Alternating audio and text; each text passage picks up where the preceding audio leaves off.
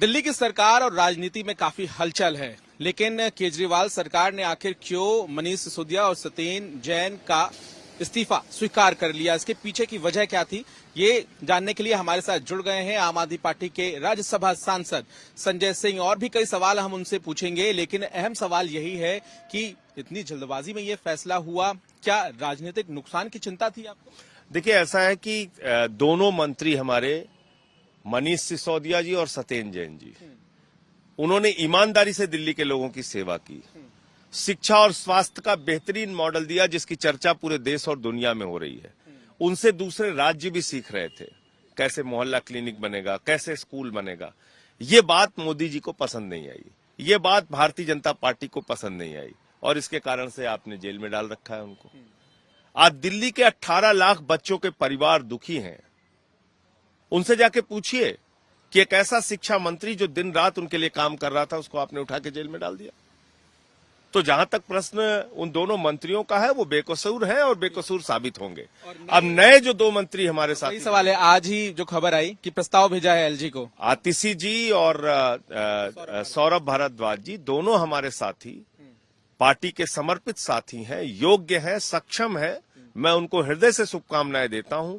इस चुनौतीपूर्ण समय में अरविंद केजरीवाल जी के साथ मिलकर वो दिल्ली के लोगों की सेवा करेंगे, ऐसी मैं उनसे अपेक्षा और पूरी उम्मीद रखता हूं। आटो का ताज आप मानते हैं क्या इस मंत्री?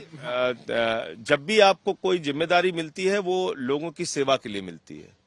अरविंद केजरीवाल जी की प्रतिबद्धता है दिल्ली के 2 करोड़ लोगों की सेवा करने की, और उस संकल्प को निभा रहे हैं। हमारे ये दोनों मंत्री भी उस सेवा के संकल्प को आगे बढ़ाएंगे। विपक्ष हमलावर है, कांग्रेस सड़कों पर है, बीजेपी सड़कों पर है, किस तरह से आप देख रहे हैं? वो लगातार सवाल खड़े कर रहे हैं इस्तीफे के बाद। देखिए, जहां तक भारतीय जनता पार्टी का सवाल है, ये भारतीय राजनीति के कलंक है।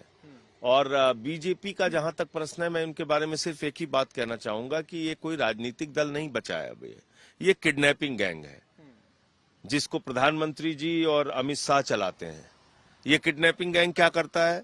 ये किडनैपिंग गैंग विधायकों की खरीद फरोख्त करता है, सीबीआई का, ईडी का, पुलिस का गलत इस्तेमाल करता है, इनकम टैक्स डिपार्टमेंट का गलत इस्तेमाल करता है। यही काम इन्होंने महाराष्ट्र में किया, गोवा में किया, उत्तराखंड में किया, अरुणाचल में किया, मध्य प्रदेश में किया, कर्नाटक में किया, झारखंड में कोशिश की, राजस्थान में कोशिश की, दिल्ली में कोशिश की। तो ये किडनैपिंग गैंग है।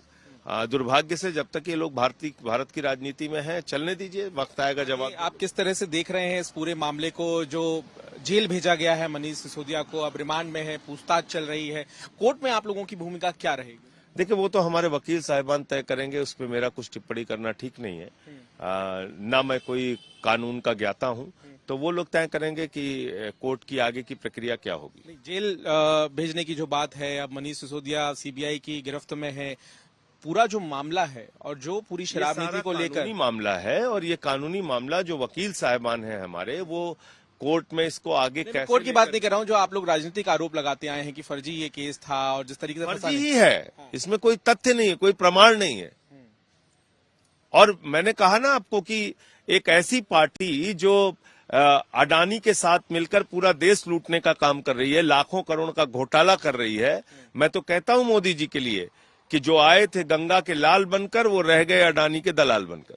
चलिए, तो संजय सिंह सीधे तौर पर भारतीय जनता पार्टी पर हमलावर हैं मनीष सिसोदिया की गिरफ्तारी के बाद से ही, लेकिन चुनौतियां बड़ी हैं क्योंकि 2 नए मंत्रियों को जिम्मेदारी मिली है ऐसे वक्त पर जब सरकार संकट झेल रही है। मनीष सिसोदिया जहां एक तरफ सीबीआई की गिरफ्त में है, उनसे पूछताछ चल रही है, सत्येन जैन भी जेल में है। 2 बड़े नेता जो बड़ी जिम्मेदारी संभाल रहे थे, वो अब मंत्रियों की लिस्ट में नहीं है। तो ऐसे में देखना होगा सरकार जो कामकाज का हवाला दे रही है उसमें वो कितनी सफल हो पाती है, और जो विपक्ष आरोप लगा रहा है, हमला कर रही है, उससे बचने के लिए भी क्या रणनीति आम आदमी पार्टी की होती है।